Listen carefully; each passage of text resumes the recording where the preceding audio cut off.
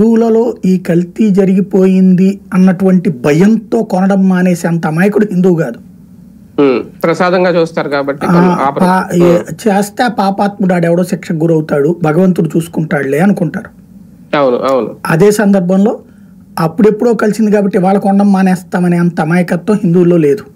రెండవది, ఏదున్నా దేవుడు చూసుకుంటాడు అనేటువంటి నమ్మకమే ఉంది. ఇంకొకటి కొంత నిర్లిప్తత కూడా ఉంటది మనకి. ఇది ఒక అందుకు చైతన్యం ఓ రకంగా. నిర్లిప్తత ఫర్ ఎగ్జాంపుల్, కొంతమంది ఆ మధ్యన ఉత్తరప్రదేశ్లోనూ ఇంకో చోట ఊసినే పెట్టారు, యూరిన్ కలిపినే పెట్టారు.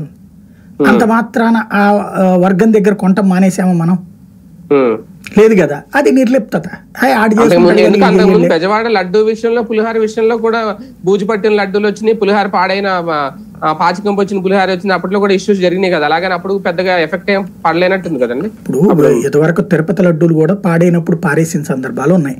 అవునవును. పాయింట్ ఏంటంటే, మనం ఇప్పుడు తీసుకున్నప్పుడు నా చేతిలో ఉన్న లడ్డు ఎట్లుంది, కాకపోతే ఇప్పుడు ఇంకెక్కువగా అబ్జర్వ్ చేస్తారు జనం.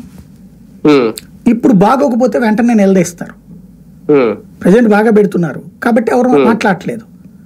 బాగోలేదనుకోండి, మళ్ళీ పొడి పొడిగా ఉండిను, లేకపోతే కనుక సక్రమంగా లేదనుకోండి, అలాగే ప్రసాద్